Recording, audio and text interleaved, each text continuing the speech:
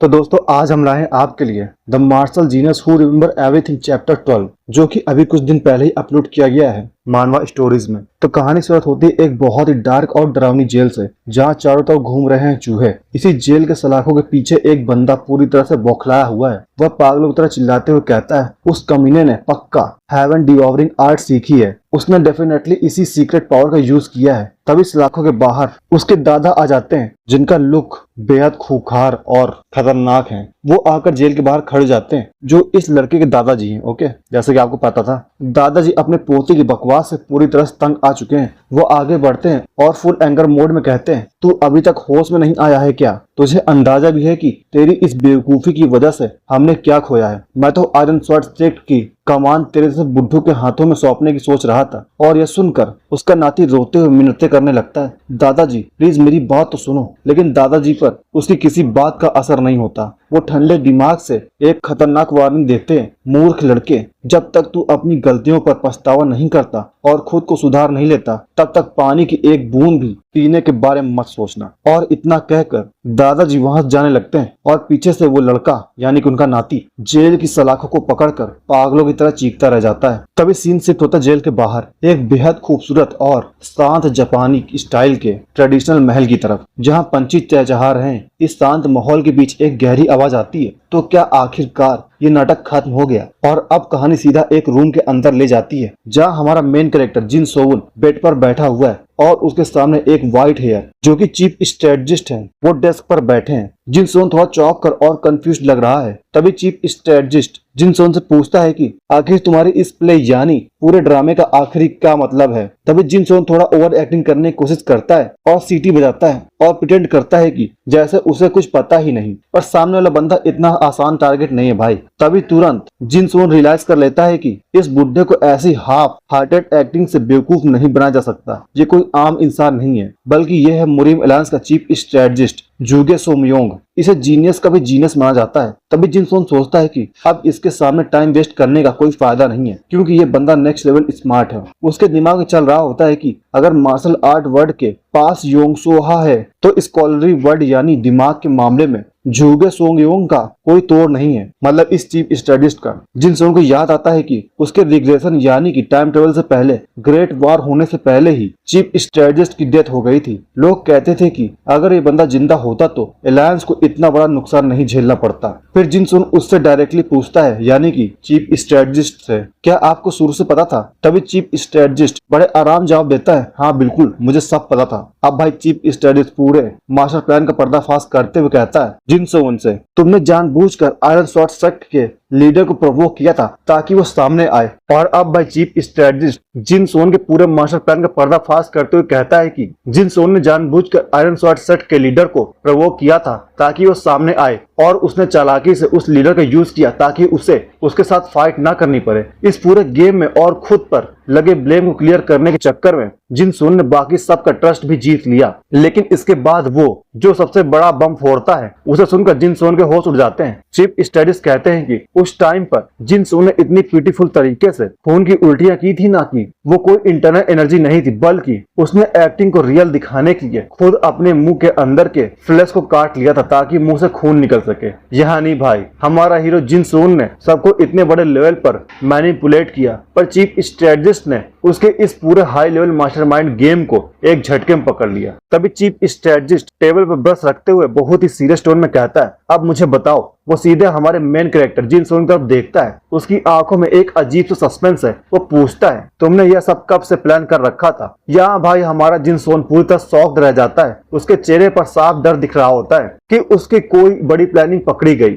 और माहौल में एकदम पिन ड्रॉप साइलेंट छा जाता है। तभी चीफ स्ट्रेटजिस्ट बड़े आराम से अपनी चाय चुस्की लेते हैं और जिन सोन की तरफ घूरते रहते हैं। तभी जिन सोन के माथे से पसीना छूटने लगता है। वो बुरी तरह से नर्वस हो चुका है। चीफ स्ट्रेटजिस्ट चाय पीते हुए ताना मारते हैं, क्या तुम बोलना भूल गए हो? लेकिन हमारा जिन सोन एकदम चुप रहता है। उसके पास इस बात का कोई जवाब नहीं होता। तभी अचानक पासा पलट जाता है। जिन सुन कमरे में कदम बढ़ाता है और पूरी एक्साइटमेंट में पूछता है, चीफ स्ट्रेटजिस्ट, कहीं वही 9 फोल्ड स्वॉर्ड तो नहीं है जो मुझे मिलने वाली थी? तभी सामने एक बहुत ही विशाल और पावरफुल दिखने वाली काली तलवार रखी होती है जिस पर अजीब से सिंबल्स बने हुए हैं। तभी तलवार को देखते ही हमारे जिनसुन का सारा डर और सीरियसनेस हवा हो जाती है। उसकी आंखें चमकने लगती है, मुंह से लार टपकने लगती है और वो एकदम फनी, कार्टूनिश, मतलब बहुत ही ब्यूटीफुल और अजीब सा लुक देने लगता है। वो क्रेजी होकर चिल्लाता है, चलो भाई जरा अपना माल चेक करने दो। तो तलवार की तरफ ऐसे लपकता है जैसे उसे दुनिया का सबसे बड़ा खजाना मिल गया हो। तभी सामने बैठा चीफ स्ट्रेटजिस्ट एकदम हैरान रह जाता है। उसके दिमाग में बस सवाल ही सवाल चल रहे होते हैं कि ये क्या हो रहा है। वो गुस्से में पूछता है, क्या तुमने मेरी बात सुनी भी? लेकिन हमारा जिन सोवन तो अपनी धुन में मस्त है। वो उस बड़ी सी तलवार को देखकर सोच रहा होता है, अगर मैं इसे ब्लैक मार्केट में बेचूं तो मुझे इसके कितने पैसे मिलेंगे? चलो देखते हैं, चलो देखते हैं। और भाई यह देखकर ओल्ड मैन यानी कि चीफ स्ट्रेटजिस्ट का पारा सातवें आसमान पर चढ़ जाता है। वो गुस्से में सोचता है, कितना बदतमीज लड़का है, ये बेचना चाहता है क्या इसे, वो भी 9 फोल्ड स्वॉर्ड को? तभी जिन सोवन मन ही मन सोचता है कि ऐसा नहीं है कि उसने ये सब बहुत पहले से प्लान कर रखा था। वो फ्लैशबैक में जाता है जहां हमें उसकी असली सच्चाई पता चलती है। वो कहता है, असल में मुझे मेरी पास्ट लाइफ की हर एक बात अच्छी तरह से याद है। ये सब तब शुरू हुआ जब आयरन स्वॉर्ड सेक्ट ने हमारे ताई सेक्ट को 60वें बर्थडे बैंकेट पर इनवाइट किया था। एक ऐसा सेक्ट जिससे वो क्लोज भी नहीं थे। मेरा प्लान एकदम सॉलिड था। मुझे पता था कि अगर उन्होंने उस पार्टी में लड़ाई शुरू करने की कोशिश की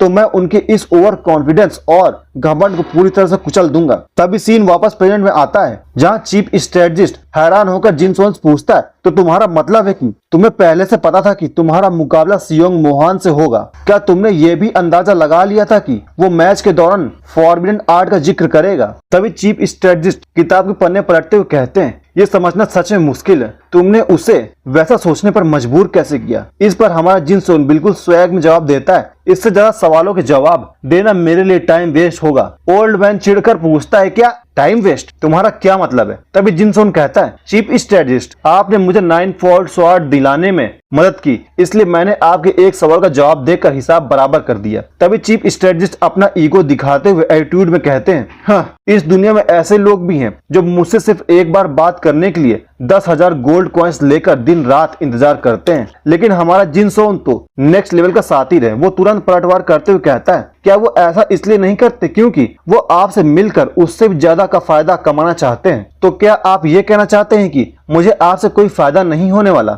यहाँ वो ओल्ड मैन की बोलती ही पूरी तरह से बंद कर देता है और फिर पूरे स्वैग और स्माइल के साथ हाथ जोड़कर कहता है, आपका कोई और सवाल नहीं है तो मैं यहाँ से निकलना चाहूंगा। तो जिन सोन काफी चिल मोड में वहां से जाने की परमिशन मांगता है। तभी चीफ स्ट्रेटजिस्ट तुरंत टेबल पर एक मिस्टीरियस सा बॉक्स रखते हैं और गंभीर होकर पूछते हैं, चलो ठीक है, क्या काफी रहेगा? लेकिन पहले मुझे ये बताओ कि तुम्हें कैसे उम्मीद थी कि सियोंग मोहान फॉरबिडन आर्ट का जिक्र करेगा? और सुनते ही जिन सोन के चेहरे पर एक सातिर और कातिलाना स्माइल आ जाती है। वो मन ही मन सोचता है और अपनी चाल पर खुश हो रहा होता है। वो मास्टर को यानी कि चीफ स्ट्रेटजिस्ट को एक्सप्लेन करते हुए कहता है, हम वैसे इसमें कुछ खास नहीं था, बिल्कुल बाकी घमंडी जीनियस पैदाइशों की तरह। मैंने बस उसके उसी ईगो, उसके उसी घमंड का फायदा उठाया जिसकी वजह से वो अपनी हार को हजम ही नहीं कर पा रहा था। मैंने बस उसके गुस्से का इस्तेमाल उसी के खिलाफ किया। लेकिन सच कहूँ तो मुझे भी इस बात का अंदाजा नहीं था कि वो ऐसी बकवास करने लगेगा। पर ट्विस्ट तो तब आता है जब जिन सोन अपनी आंखें तिरछी करके स्वेटी लुक के साथ मनी मन सोचता है, हालांकि रियलिटी में मैंने भी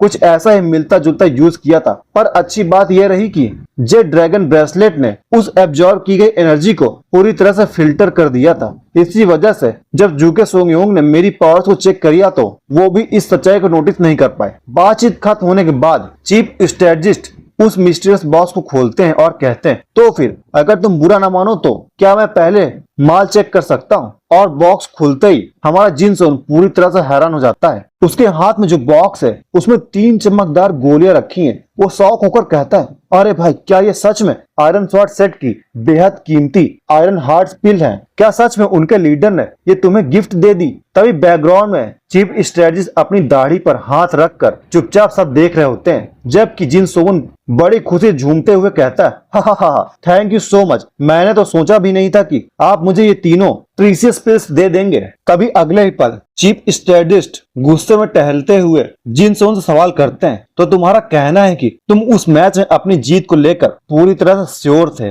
अगर ऐसा था तो तुमने उसे आसानी से क्यों नहीं हराया, इतना ड्रामा क्यों किया? इस पर जिन सोन बहुत ही सीरियस और स्वैग वाले लुक में जवाब देता है, मास्टर अगर मैं बस यूं ही आसानी जीत जाता तो लोग पीठ पीछे बात करते कि ये तो सिर्फ एक तुक्का था। मैं ये पक्का करना चाहता था कि वो आगे कभी भी हमारे ताई सेक्ट को दबाने या परेशान करने की हिम्मत न कर सके। तभी चीफ स्ट्रेटेजिस्ट गुस्से में उसकी तरफ बढ़ते हैं और पूछते हैं, चलो मान लिया, लेकिन जरा सोचो अगर मैं वहां टाइम पर नहीं पहुंचता तो क्या होता? क्या होता अगर तुम पर एंड तक किसी फॉरबिडन आर्ट को सीखने का झूठा आरोप लगा दिया जाता? इस डेंजरस सवाल पर भी जिन सोन अपनी आंखें बंद करके पूरे कॉन्फिडेंस के साथ कहता है, मास्टर अगर वो मेरी डेड बॉडी को भी एग्जामिन करते तो भी सच सामने आ जाता कि मैं बेगुनाह हूँ, और अगर ऐसा होता तो हमारे सेट का सम्मान बच जाता। और ये सुनकर मास्टर पूरी तरह से दंग रह जाते हैं और वो गुस्से और इमोशन के मिक्स अप के साथ चिल्लाते हैं, सिर्फ इतनी चीज के लिए तुमने अपनी जान दांव पर लगा दी।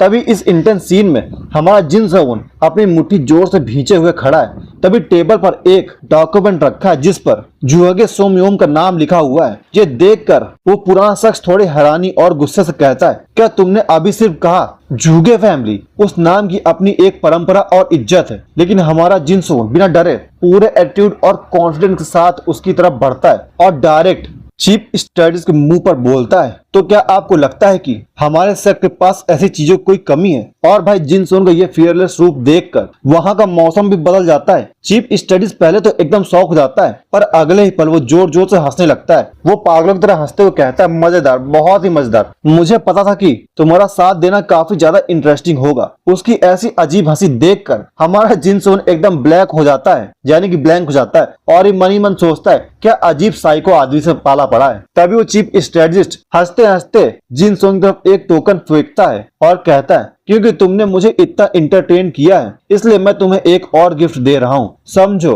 ये by one get one free का स्पेशल ऑफर है। जिन सोन जैसे उस टोकन को हाथ में पकड़ता है वो पूरी तरह शॉक में रह जाता है। उसके मुंह से निकलता है, एडमिशन टोकन। असल में उसे एक ऐसा प्रिविलेज मिल रहा है जो हर किसी का सपना होता है, मुरीम एकेडमी का वो खतरनाक रेगुलर एग्जाम जिसे सब हिलेरियस एग्जाम यानी कि नर्क जैसा मुश्किल मानते हैं। उसे दिए बिना ही डायरेक्ट एंट्री का मौका मिल रहा है हमारा जिन सोन को। टोकन को हाथ पकड़ते ही वो एकदम इमोशनल हो जाता है और सोचता है कि अब वो अपने सेक्ट के लिए एक और डिसाइपल को सीधे मुरीम एकेडमी भेज सकता है। तभी सामने वाला चीफ स्ट्रेटेजिस्ट एक और बड़ा बम फोड़ता है। चीफ स्ट्रेटेजिस्ट जिन सोन से कहता है, जब तुम मुरीम एकेडमी से ग्रेजुएट हो जाओ तो सीधे मतोंग ब्यूरो आ जाना जहां मैं काम करता हूं। और ये सुनते ही हमारा जिन सोन के होश उड़ जाते हैं। मतोंग ब्यूरो का नाम सुनते ही उसके दिमाग में डरावने ख्याल आने लगते हैं। ओवरवर्क, सिर्फ और सिर्फ ओवरवर्क, क्योंकि वहां नाइट शिफ्ट चलती थी और कभी शादी ना हो पाना। जी हाँ, उस ब्यूरो की इमेज ही ऐसी है जहां काम के बोझ तले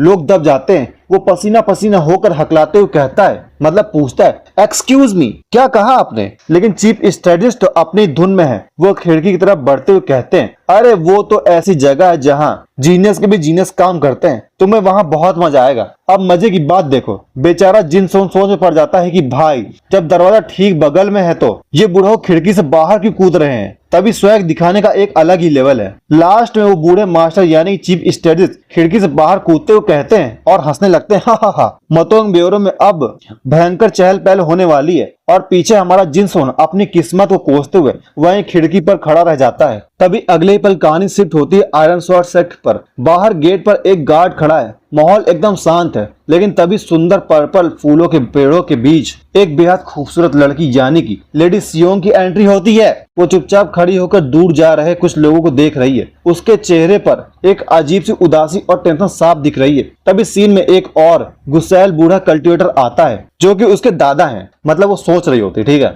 जो इस लड़की पर बुरी तरह से भड़क जाता है। वो गुस्से में चिल्लाते हुए कहता है, जिस तरह से तुम बात को खींच रही हो, मतलब खींच रही हो, मुझे तुम पर और ज्यादा शक हो रहा है। मैं अभी तुम्हारी चेकिंग करूंगा और इसकी रिपोर्ट सीधा मुरीम एलायंस को करूंगा। इस भयंकर सिचुएशन में सियोंग के दिमाग में एक खौफनाक फ्लैशबैक आता है जहां जिन सोन खून से लथपथ अपनी कातिलाना आंखों से उसे घूरते हुए कह रहा है, इसकी पूरी कीमत चुकाओ। इसी डरावनी याद से बाहर आते ही सियोंग पूरे कॉन्फिडेंस और गुस्से के साथ मन ही मन अपने सेक्ट को मुंह तोड़ जवाब देती है और चिल्लाकर कहती है, आयरन स्वॉर्ड सेक्ट वाले रास्ते के छपरी गुंडों की तरह बिहेव नहीं करते। लेकिन तभी इस करारे रिप्लाई के तुरंत बाद वो फिर से तुरंत अंदर टूट जाती है और अपनी बेगुनाही साबित करने के लिए तड़पने लगती है। लेकिन तभी एंट्री होती है हमारी यंग मास्टर जिन सोन की। वो लेडी सियोंग के पास आते हैं और उसके कान में धीरे से फुसफुसाता है, आप यहाँ अकेले बाहर क्या कर रही हो लेडी सियोंग?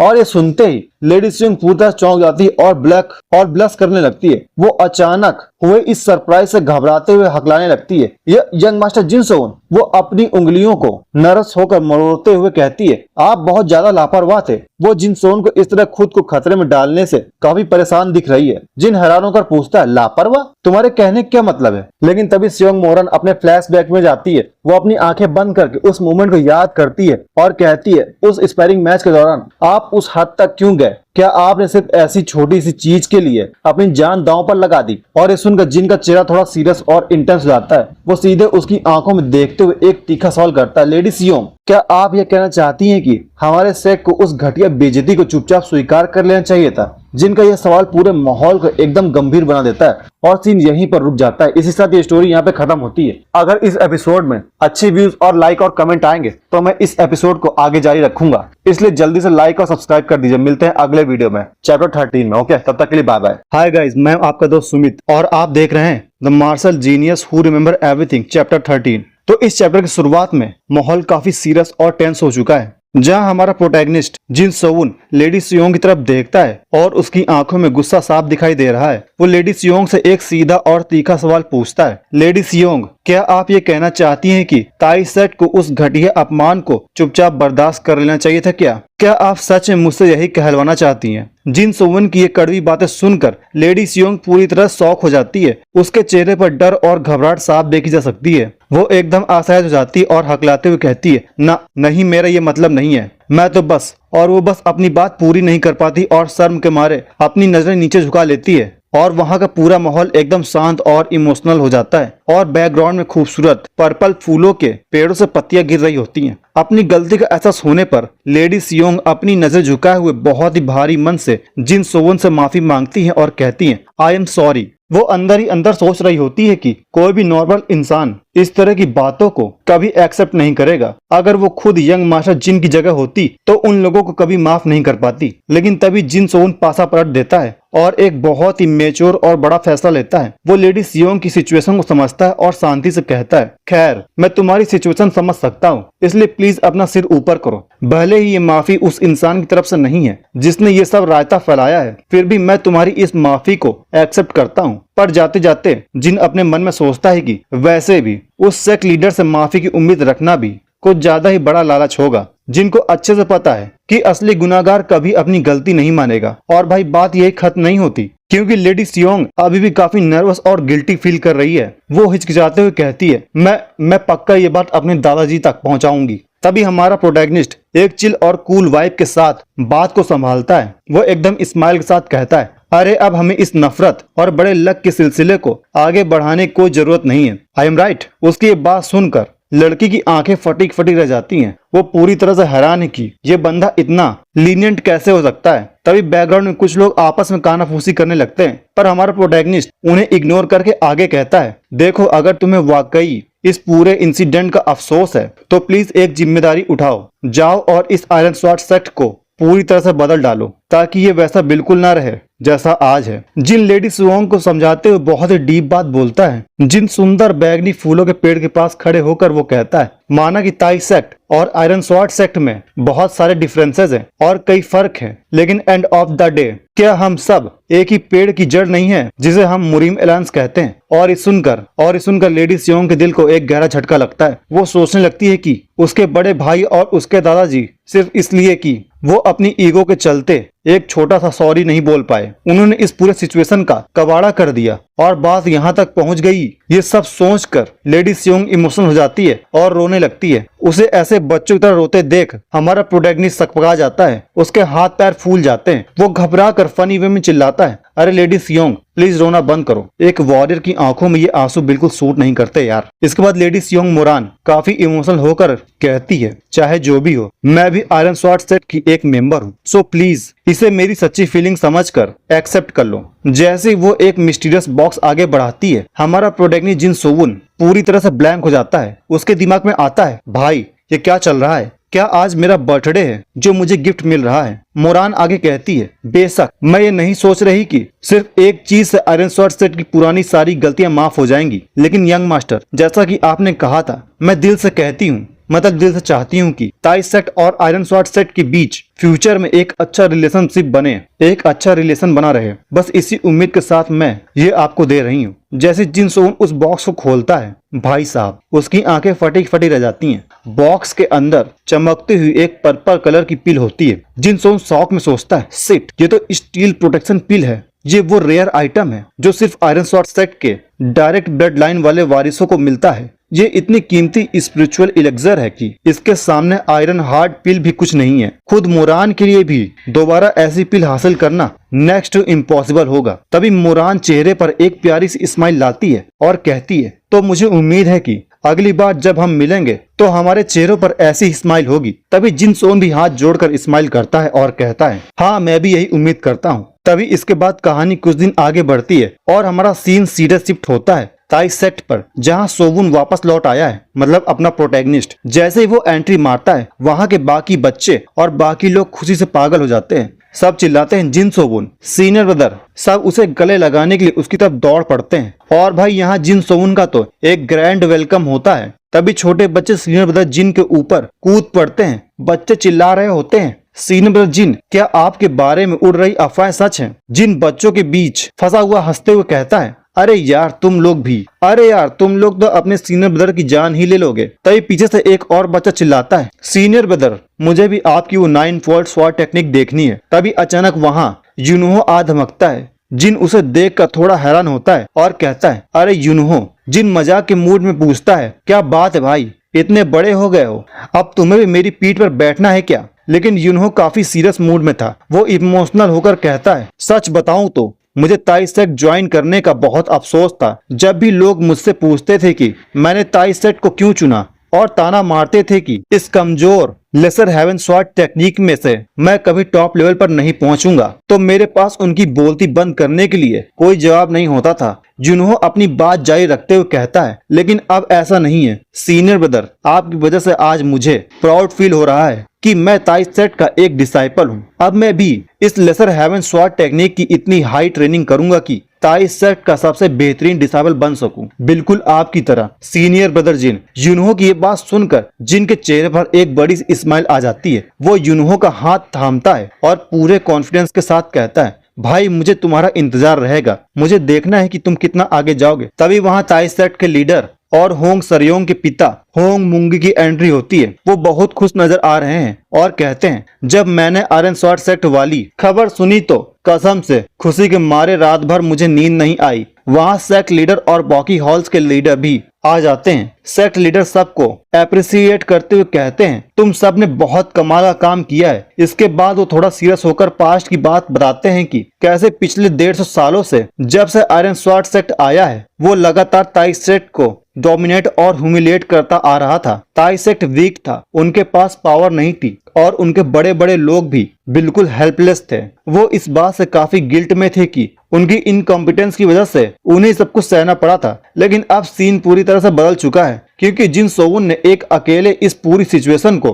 हैंडल कर लिया है और उनकी सभी प्रॉब्लम्स को रिजॉल्व कर दिया है। सेक्ट के एल्डर इमोशनल हो जाते हैं और सोचते हैं कि जो काम बड़े बड़े एडल्ट्स नहीं कर पाए वो इस छोटे से बच्चे ने कर दिखाया। वो जिन सोवुन के लिए काफी ज्यादा थैंकफुल तो होते ही हैं, पर साथ ही उन्हें थोड़ी शर्मिंदगी भी फील हो रही होती है। तभी एक्सटर्नल हॉल लीडर थोड़ा इमोशनल होकर बोलते हैं, जिन सोन ने इतना बड़ा और इनक्रेडिबल काम किया है तो क्या हमें एक ग्रैंड फीस्ट या पार्टी नहीं रखनी चाहिए? पर तभी उनका सेक्ट लीडर बिल्कुल स्ट्रिक्ट और सीरियस एक्सप्रेशन के साथ तुरंत मना कर देता है और बोलता है एब्सोल्युटली नॉट। वो आगे बोलते हैं, अगर हमने आज एक बड़ी पार्टी दे दी तो क्या तुम्हें फिक्र नहीं है कि अगले 6 महीने तक बच्चों को बिना ढंग के खाने गुजारा करना पड़ेगा? भाई हमारे पास बिल्कुल बजट नहीं है। तभी एक्सटर्नल हॉल लीडर आर्ग्यू करते हैं कि ये कोई आम बात नहीं है। जिन सो ने ताई सेक्ट के हॉनर और उसकी इज्जत को बचाया है। पर सेक्ट लीडर प्रैक्टिकल होते हुए बोलते हैं, इज्जत से क्या पेट भरता है क्या? सिचुएशन थोड़ा टाइट देखकर एक्सटर्नल हॉल लीडर अपना पीछा छुड़ाने के लिए बोलते हैं, ठीक है अगर बात ऐसी है तो मैं अपनी पॉकेट से पैसे कंट्रीब्यूट करूंगा।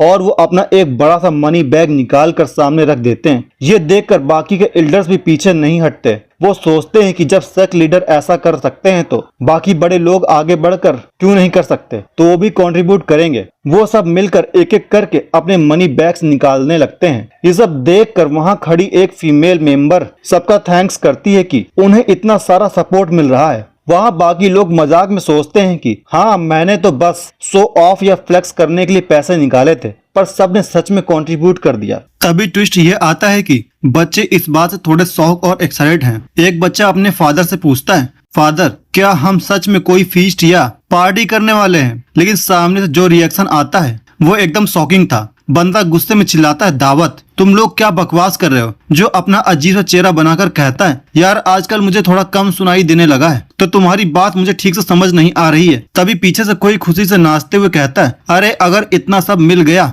तो हम दिन में 3 टाइम मजे से मीट की डिश खा सकते हैं। और ये सुनकर हमारा प्रोटैगनिस्ट बस देखता ही रह जाता है और मनी मन सोचता है, चलो मुझे पहले से ही अंदाजा था, लेकिन भाई बहुत बड़ी राहत मिली कि ये आखिरकार नॉर्मल मूड में वापस आ गया है। अब कहानी में आता है एक बड़ा मोड़। हमें पता चलता है कि चीफ स्ट्रेटजिस्ट से उन्हें जो 3 आयरन हार्ट पिल्स मिली थी उनमें से 2 पिल्स तो पहले ही जिनसोन और सरयोन को एक एक करके दे दी गई थी, लेकिन अब जो तीसरी और आखिरी पिल बची थी उसके लिए एक बहुत ही तगड़ा फैसला लिया गया। और भाई ये डिसाइड हुआ कि ये पिल उसी डिसाइपल को दी जाएगी जो फ्यूचर में सबसे बेस्ट प्रोग्रेस करके दिखाएगा। यानी कंपटीशन ऑन हो चुका है। और तभी एंट्री होती है गे चेलियोन के पिता गे सोनियोक की। वो भाई साहब एकदम आग बबूला हो रहा है, अपना सिर पकड़ते हुए चिल्लाता है, ये पागल हो चुका है। हमारा सेक्ट लीडर पूरी तरह से अपना दिमाग खो बैठा है। वो टेबल पर रखे कागजों और पैसों का हिसाब किताब देखने वाले अबैकस को देखकर रोने लगता है। उनका कहना था कि सिर्फ एक आयरन हार्ट पिल के बदले 3 गेस्ट हाउस दांव पर लगा दिए। भाई यह तो सरासर बर्बादी है। जो बंदा फाइनेंस संभाल रहा है उसके दिल पर क्या बीत रही है यह तो कोई सोच ही नहीं रहा है। इसी बीच एक सीक्रेट डील की बात सामने आती है जहां एक शख्स उंगलियों से 3 का इशारा करते हुए पागल की तरह हंस रहा है और ये बंदा कोई और नहीं गे योनसोक है। ओके तो याद रखना इस मोटू को। वो मोटू कहता है, अगर तुम सिर्फ एक आयरन हार्ट पिल हमारे चियोल को दे दोगे तो मैं तुम्हें बदले में 3 गेस्ट हाउस दूंगा। वो आगे बताता है, मैंने आयरन स्वॉर्ड सेक्ट में जो कुछ भी हुआ सब सुन लिया है। जब हमारा ताई सेक्ट लगातार मुश्किलों का सामना कर रहा था तब इनका सीनियर डिसाइपल चोलियोंग बस एक साइड में बैठकर आराम से शराब पी रहा था और तमाशा देख रहा था। और ये बात सुनकर सेक्ट लीडर गुस्सा 7वें आसमान पर पहुंच जाता है। वो बहुत ही सीरियस और गुस्से वाले लुक में कहता है, हमारे सेक्ट का वो प्राइड, वो सम्मान जिसे हमने अपनी जान देकर प्रोटेक्ट किया, क्या तुम उसे इस तरह कौड़ियों के भाव बेचने की कोशिश कर रहे हो? तभी साइड में खड़ा डिसाइपल मुंह में पत्ती दबाकर एकदम कूल अंदाज में कहता है, मतलब अपना जिन सोवन। वो कहता है, लेकिन सर इस फैसले की वजह से तो जो बुसेंग हॉल की जूनियर डिसाइपल है वो अब पहले से कहीं ज्यादा मेहनत कर रहे हैं। मगर फाइनेंस संभालने वाले बुजुर्ग का गुस्सा शांत नहीं होता। वो चिल्लाकर बोलता है, अबे ओए ये कोई और नहीं बल्कि भाई अपने जिन सोन के फादर जिन टाइसन है। ओके वो जिन सोन को बोलते हैं, अबे ओए हेफे में उन 3 गेस्ट हाउस से हम इतना पैसा कमा सकते थे कि हर साल ऐसी 5 आयरन हार्ट पिल खरीद लेते। यानी एक तरफ सेक्ट की इज्जत का सवाल था तो दूसरी तरफ सीधा साधा करोड़ों का नुकसान। तभी हमारा प्रोटैगनिस्ट जिन सोन एक काफी साथिर और मजेदार स्माइल देता है। वो मनी मन सोच रहा होता है कि उसके पापा यानी कि सेक्ट लीडर भले ही बाहर से बहुत ही खुखार और सीरियस बन रहे हैं, लेकिन अंदर ही अंदर वो बहुत ही खुश है कि उनके बेटे ने इतनी हिम्मत दिखाई और इतने कड़े कदम उठाए।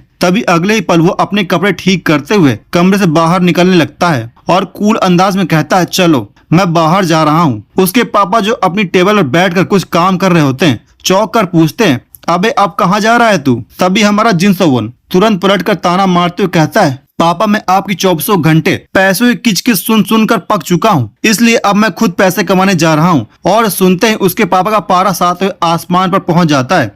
वो गुस्से में चिल्लाते हैं, अबे ओए चमचे, तू खाक पैसे कमाएगा, कैसे कमाएगा बे? तभी जिन से उन दरवाजे की तरफ बढ़ते हुए बड़े आराम से जवाब देता है, अरे पापा आप अपने बेटे के टैलेंट पर कुछ ज्यादा ही शक नहीं कर रहे हैं? खैर छोड़ो, मैं चलता हूँ, बाद में बात करते हैं। तभी पापा का गुस्सा अब कंट्रोल से बाहर हो चुका है। वो पीछे जोर चिल्लाते हैं, अरे ओ बदतमीज, मैं ये नहीं पूछ रहा कि तू क्या करेगा, मैं पूछ रहा हूँ कि तू जा कहाँ रहा है। तभी हमारा प्रोटैगनिस्ट जिन सोवुन एकदम किलर लुक और एक सातिर मुस्कान के साथ पीछे मुड़ता है। अपने मुंह में दबी पत्ती को चबाते हुए बिल्कुल स्वैग में कहता है, और कहाँ जाऊंगा, वहीं जहाँ पैसे हैं। और इसी के साथ ये स्टोरी खत्म हो जाती है। और भाई अब हम देखेंगे कि ये अपना प्रोटैगनिस्ट जिन सोवुन कहाँ से पैसे लेकर आएगा, क्या अपने सेट को अमीर बना पाएगा या फिर इसका सेट ऐसे ही रह जाएगा। ये सब देखने के लिए अगले एपिसोड के लिए इंतजार करिए। मिलते हैं जल्दी अगले वीडियो में, तब तक के लिए बाय बाय। और प्लीज लाइक और सब्सक्राइब कर लीजिए। ओके, तो चैप्टर 14 की शुरुआत एक वाइब्रेंट वांगा विलेज से होती है जो दिखने में काफी आलीशान है। यहाँ लोग वांगा मैनर के बारे में बात कर रहे हैं जो दुनिया के टॉप 3 मर्चेंट परिवारों में से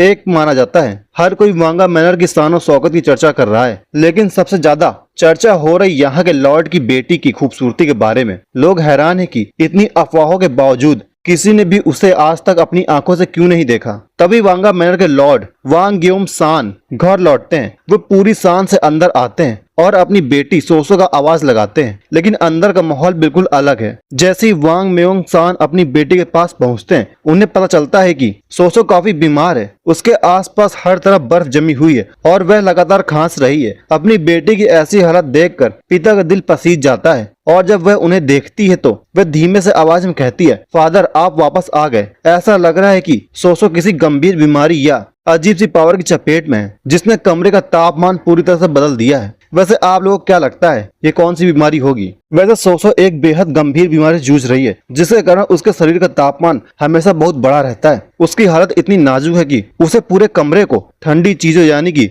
बर्फ की सिल्लियों से घेर कर रखना पड़ता है ताकि उसे थोड़ी राहत मिल सके। उसके पिता एक डॉक्टर से सलाह लेते हैं, लेकिन डॉक्टर साफ मना कर देता है कि उसके पास इस बीमारी का कोई इलाज नहीं है। डॉक्टर का कहना है कि यह ठंडा माहौल बस उसके शरीर के तापमान को थोड़ा कंट्रोल कर सकता है, उसे पूरी तरह ठीक नहीं कर सकता। सबसे दुख की बात तो यह है कि डॉक्टर के मुताबिक सोसो की उम्र बहुत कम है और वो शायद 20 साल से ज्यादा नहीं जी पाएगी। सोसो की ऐसी हालत देखकर उसके फादर बहुत टूट चुके हैं, लेकिन वे हमेशा उसके सामने मुस्कुराते रहते हैं और उसे खुश रखने की पूरी कोशिश करते हैं। सोसो का बर्थडे आने वाला है तो उसके फादर उससे पूछते हैं कि उसे क्या चाहिए। सोसो कहती है कि उसे सब कुछ मिल चुका है, लेकिन उसे बस एक विश पूरी करनी है। वह बाहर का मार्केट पैलेस यानी कि बाजार देखना चाहती है और यह सुनकर उसके पिता चौंक जाते हैं क्योंकि उसकी हालत के हिसाब से बाहर जाना उसके लिए बहुत खतरनाक हो सकता है। जैसा कि हमें पता है कि सोसो को एक बेहद ठंडे कमरे में बंद रखा गया है ताकि उसकी हालत स्थिर रहे। इसी वजह से वो बाहर की दुनिया के बारे में जानने के लिए बहुत ज्यादा क्यूरियस रहती है। सोसो के फादर जो उसके प्रति बहुत ही पॉजिटिव हैं, उसे बताते हैं कि उन्होंने उसके लिए एक स्पेशल गाड़ी तैयार करवाई है। वे समझाते हैं कि ऐसी गाड़ी बनाना आसान नहीं था क्योंकि इसमें भी कमरे जैसा कूल टेम्परेचर मेंटेन करना पड़ता है। जैसे ही फादर उसे ये गुड न्यूज देते हैं तो सोसो खुशी से झूम उठती है और उन्हें थैंक यू बोलती है। वह इतनी इमोशनल हो जाती है कि उसे यकीन ही नहीं होता कि उसे बाहर जाने का मौका मिलेगा। उसके फादर के लिए भी ये इमोशनल मोमेंट था क्योंकि वे अपनी बेटी को ठीक करने के लिए अपनी पूरी वेल्थ खर्च करने को तैयार है। तभी इसके बाद दिन के बाद शाम हो जाती है और हम सोसो के फादर को देखते हैं जो कि बहुत पैनिक मूड में है। उन्हें एक धमकी भरा खत मिला है जिसमें लिखा है कि हमने तुम्हारी बेटी किडनैप कर लिया है। और ये पढ़ते ही वो बौखला जाते हैं और चिल्लाते हुए अपने गार्ड्स को हुक्म देते हैं कि किसी भी हाल में उन किडनैपर्स को ढूंढ कर लाओ। वो ऐलान करते हैं कि जो कोई भी मेरी बेटी को सही सलामत वापस लाएगा उसे भारी इनाम और माला माल कर दिया जाएगा। इधर पूरे शहर में इस किडनैपिंग की खबर आग की तरह फैल चुकी थी। हर जगह फाइंड सोसो के पोस्टर लगे हैं। इसी बीच हमारा मेन कैरेक्टर जिन सोवन अपनी ठंडी मुस्कान के साथ सब कुछ ऑब्जर्व कर रहा होता है, जैसे उसे पता हो कि ये सब बस एक शुरुआत है। वह बड़ी फुर्ती से एक जगह पहुंचता है जहां उसे गेयोंग मर्चेंट ग्रुप की कोई अजीब हरकत नजर आती है। वो समझ जाता है कि यह जो स्पॉन्सरशिप का नाम दिया जा रहा है असल में वह बस एक ट्रांजैक्शन है। उसे इस बात का पूरा अंदाजा है कि जैसे ही गेयोंग मर्चेंट ग्रुप को वह चीज मिल जाएगी जो वो चाहते हैं, उसके बाद ये पूरा खेल खत्म हो जाएगा। अब देखना यह है कि हमारा जिन सोन इस साजिश कैसे हैंडल करता है। तभी हम जिन सोन को देखते हैं जो कि अपने ख्यालों में कुछ सोच रहा होता है क्योंकि उसे अपनी ताइस्टेट को बचाने के लिए एक तगड़ी स्पॉन्सरशिप की तलाश है। वो सिर्फ किसी से मदद नहीं लेना चाहता, बल्कि उसे कुछ ऐसा चाहिए जो दिल से हो, मतलब जेन्युइन ग्रेटिट्यूड। उसका प्लान सीधा है, एक ऐसी बड़ी स्पॉन्सरशिप जो उसके सेक्ट को क्रॉनिक फाइनेंशियल क्राइसिस को हमेशा के लिए खत्म कर दे, ताकि उन्हें अब किसी गेयोंग मर्चेंट ग्रुप जैसे फालतू लोगों पर डिपेंड ना रहना पड़े। और इसी तलाश में उसे एक बहुत बड़ी इंपॉर्टेंट सुराग मिलता है। उसे याद आता है कि अपनी पिछली जिंदगी में हेफेई और चाओ लेक के आसपास बहुत सारे क्राइम रिपोर्ट्स आए थे। उसने उन डेटा को अच्छे से स्कैन किया और एक लड़की से जुड़े कुछ केसेस को शॉर्टलिस्ट किया। ज्यादातर तो बस चोरियां या डेड बॉडीज मिलने के केसेस थे, लेकिन एक रिपोर्ट ने उसका ध्यान खींचा, एक अनआइडेंटिफाइड लड़की की डिकैपिटेड बॉडी, जिसे इसी केबिन के पास दफनाया गया था। जैसे ही वो उस केबिन पर पहुंचता है, उसे लगता है कि उसने सब कुछ सही टाइमिंग पर पकड़ लिया है। वो सोचता है कि सब कुछ सॉर्टेड है और अब बस उस लड़की को बचाना है। लेकिन तभी उसके सामने मौजूद लोग चिल्लाते हैं, हमें एक बहुत बड़ी प्रॉब्लम हो गई है। पता चलता है कि मामला बिगड़ गया है। उस लड़की की कंडीशन बहुत ही वियर्ड है। उसका शरीर किसी बॉल ऑफ फायर की तरह अंदर से जल रहा है और बहुत ज्यादा हीट प्रोड्यूस कर रही है। अब सवाल यह है कि हमारा जिनसोन इस सिचुएशन कैसे संभाल पाएगा। तभी हम सोसो को देखते हैं, जिसकी हालत काफी अजीब है। उसका शरीर अचानक किसी जलते हुए आग के गोली की तरह तप रहा है, जो ये साफ करता है कि उसके साथ कुछ गड़बड़ है। तभी एमसी छत की छप्पर हटाकर वांग सोसो को देखता है और बोलता है कि वांग सोसो के बीमार होने का कोई रिकॉर्ड नहीं था, यानी ये सब बिल्कुल अचानक और सस्पेंस से भरा हुआ है। वहाँ जो लोग मौजूद हैं, उन्हें अपने हार्ट्स अप से सख्त ऑर्डर मिले हैं कि अगर प्लान में कोई भी गड़बड़ हो तो सारा सबूत मिटा देना। और भाई कोई और रास्ता ना देखकर वे लोग लड़की को खत्म करके उसकी बॉडी ठिकाने लगाने का फैसला करते हैं। जैसे ही वे हमला करने की कोशिश करते हैं तो अपना जिनसोन जबरदस्त तरीके से एंट्री लेता है और उन पर अटैक कर देता है। जिनसोन पूरी फुर्ती से उन सबको हैंडल करता है, जिससे वो पूरी तरह से घबरा जाते हैं। आखिर बेहोश पड़ी लड़की सोसो को होश आने लगता है और धुंधली आंखों से जिनसोन को देखकर पहचानने की कोशिश करती है। तभी उन सबको निपटाने के बाद हमारा जिनसोन बताता है कि सोसो की हालत काफी ज्यादा सीरियस है। उसका पूरा शरीर बुरी तरह जल रहा है और ये सिर्फ कोई मामूली सर्दी जुकाम नहीं है। वह बताता है कि वह रात में बस टहलने निकला था, तभी उसे इस केबिन से कुछ अजीब शोर सुनाई दिया। अंदर झांकने पर उसे पता चला कि कुछ गुंडों ने सोसो किडनैप कर रखा है। एक मार्शल आर्टिस्ट होने के नाते वह जियांगू के सिद्धांतों का पालन करते हुए उसे नजरअंदाज नहीं कर पाया और उसने उसे बचा लिया। लड़की, जिसका नाम वांग सोसो है, उसे थैंक्स कहती है और वादा करती है कि वह अपने फादर को इस एहसान के बारे में बताएगी, लेकिन उसकी हालत अभी भी बहुत ज्यादा खराब है। जिनसोन समझ जाता है कि उसे कोई गंभीर अंदरूनी बीमारी है और वह उसे डॉक्टर के पास ले जाने की कोशिश करता है। तब वांग सोसो उसे रोक देती है और बताती है कि उसे एक खास तरह की समस्या है। उसे आइस पैवेलियन जैसी ठंडी जगह पर रहने की जरूरत होती है, वरना उसका शरीर अपने आप गर्म होने लगता है। अगर वह और ज्यादा मूवमेंट्स या जोर लगाती है तो उसके शरीर के सारे एक्यूपॉइंट्स जल सकते हैं। और वह यह सब सुनकर जिनसोन को एहसास होता है कि मामला सिर्फ एक मामूली सर्दी जुकाम का नहीं। वह सोच पड़ जाता है कि आखिर ये कौन सी बीमारी है जिससे इंसान के एक्यूपॉइंट्स तक जल सकते हैं। उसे समझ आता है कि ये कोई नॉर्मल बीमारी नहीं है, बल्कि बहुत ही ज्यादा गंभीर है। वो तुरंत अपनी पास्ट लाइफ की यादों में खो जाता है, जहां उसने मुरीम अलायंस में ढेरों मेडिकल बुक्स रट रखी थी। उसे पूरी उम्मीद होती है कि इस अजीब कंडीशन को रिकॉर्ड कहीं न कहीं जरूर होगा। तभी उसके ख्याल में वो बुक उसे मिल जाती है, कंपेडियन ऑफ 10,000 बॉटल्स। यह किताब गोंग यान चुन ने लिखी थी, जिन्हें हुआ ताओ का अवतार माना जाता है। किताब पढ़ते ही उसे उस बीमारी का राज पता चल जाता है। यह बीमारी शरीर के अंदर बॉइलिंग फायर ची पैदा करती है। इससे मरीज को तेज बुखार, हाई टेम्परेचर और बहुत ज्यादा दर्द होता है। सीरियस केसेस में मरीज के एक्यूपॉइंट्स अंदर से जलने लगते हैं। कुछ लोग इसे जन्म से ही लेकर पैदा होते हैं और भाई इसके बाद जब हालत बिगड़ने लगती है तो शरीर को ठंडी हवा से कूल रखने पर थोड़ा आराम मिलता है। और ये कोई आम बीमारी नहीं, बल्कि यह एक सोलर कॉन्स्टिट्यूशन है। यह इंसान के शरीर की एक खास बनावट है, इसलिए इसे ठीक करने के लिए कोई इलाज या ट्रीटमेंट जैसी चीज मुमकिन ही नहीं है। लेकिन अपना जिनसोन कोई न कोई तरीका तो निकाल ही लेगा इस लड़की को बचाने के लिए। अगर आपको देखना है कि ये सोसो लड़की कैसे बचेगी, तो वीडियो को लाइक और सब्सक्राइब कर दीजिए, ताकि अगली बार जब मैं वीडियो डालूं तो आपको तुरंत पता चल जाए। तब तक के लिए बाय बाय।